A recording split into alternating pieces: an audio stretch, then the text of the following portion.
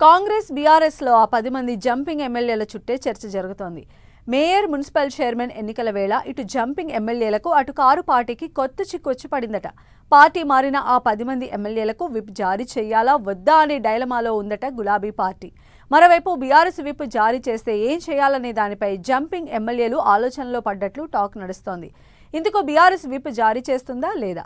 Car party whip చేస్తే jumping ఎమ్మెల్యేల decision ఎలా ఉండబోతోంది?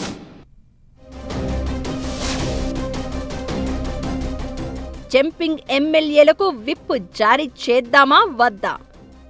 మేయర్, మున్సిపల్ చైర్మన్ ఎన్నికల వేళ బీఆర్ఎస్ డైలమా. 8 మంది బీఆర్ఎస్లోనే ఉన్నారని ఇప్పటికే స్పీకర్ తీర్పు. విప్ జారీ పాటించకపోతే జంపింగ్ ఎమ్మెల్యేలకు ఇంకా చిక్కులు. మేయర్, మున్సిపల్ చైర్మన్ ఎన్నికల వేళ 10 మంది జంపింగ్ ఎమ్మెల్యేలకు కొత్త చిక్కు వచ్చిపడింది. టెక్నికల్ గా బీఆర్ఎస్ సభ్యులుగానే ఉన్నందున మేయర్, చైర్మన్ ఎన్నికల్లో బీఆర్ఎస్ విప్ను పాటించక తప్పని పరిస్థితి. విప్ ధిక్కరిస్తే పదవి పోయే ప్రమాదం, పాటిస్తే సొంత పార్టీకి వ్యతిరేకంగా ఓటు వేయాల్సి వస్తుంది. దీంతో ఫిరాయింపు ఎమ్మెల్యేలు డైలమాలో పడ్డారట.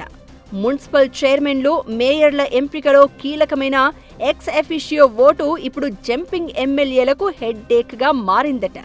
10 మంది ఎమ్మెల్యేల్లో దానం నాగేందర్, కడియం శ్రీహరిపై ఇంకా విచారణ కొనసాగుతోంది.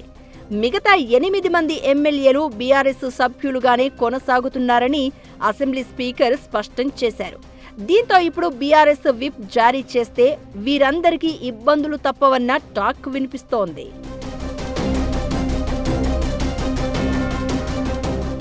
మున్సిపల్ ఎన్నికల్లో మేయర్లు, మున్సిపల్ చైర్మన్ల ఎన్నికకు సంబంధించి బీఆర్ఎస్ విప్ జారీ చేస్తే పార్టీ మారిన ఎమ్మెల్యేలు మరింత చిక్కుల్లో పడే పరిస్థితి.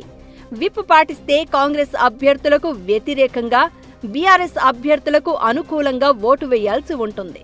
ఒకవేళ విప్ను ధిక్కరిస్తే పార్టీ ఆదేశాలను ధిక్కరించినందుకు వారిపై అనర్హత వేటు వేసేందుకు బీఆర్ఎస్కు బలమైన చట్టపరమైన ఆధారం లభించనుంది. సుప్రీంకోర్టు ఇప్పటికే ఫిరాయింపు ఎమ్మెల్యేల కేసుకు సంబంధించి స్పీకర్కు గడువు విధించిన నేపథ్యంలో బీఆర్ఎస్ విప్ను ఉల్లంఘిస్తే ఎమ్మెల్యే పదవులకే ముప్పు వచ్చే అవకాశం ఉందన్న ప్రచారం జరుగుతోంది. దీంతో పార్టీ మారిన ఎమ్మెల్యేల పరిస్థితి ముందు నుయ్యి వెనక గొయ్యి అన్నట్లుగా తయారైందట. అయితే 10 మంది జంపింగ్ ఎమ్మెల్యేలకు విప్ జారీ చేసే విషయంలో బీఆర్ఎస్ పార్టీ కూడా సందిగ్ధంలో ఉందట.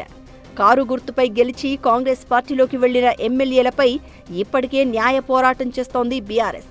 ఇప్పటికే 8 మందికి క్లీన్ చిట్ ఇచ్చారు స్పీకర్. ఇంకా దానం నాగేందర్, కడియం శ్రీహరి విచారణ కంటిన్యూ అవుతోంది.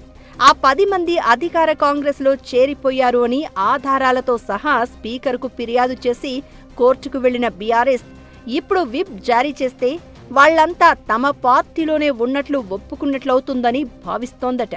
వాళ్లంతా బీఆర్ఎస్ పార్టీలోనే ఉన్నారు అని స్పీకర్ ఇచ్చిన తీర్పును తాము సమర్థించినట్లు అవుతుందా అని కూడా ఆలోచిస్తున్నారట.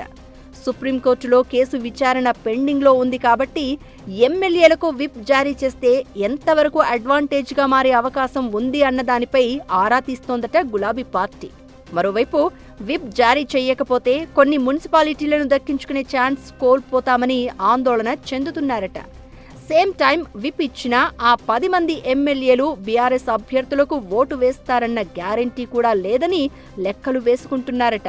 అయితే పరిస్థితులను బట్టి లీగల్ ఒపీనియన్ తీసుకుని విప్ జారీ చేయాలనే ఆలోచనకు వచ్చారట గులాబీ బాస్ కేసీఆర్.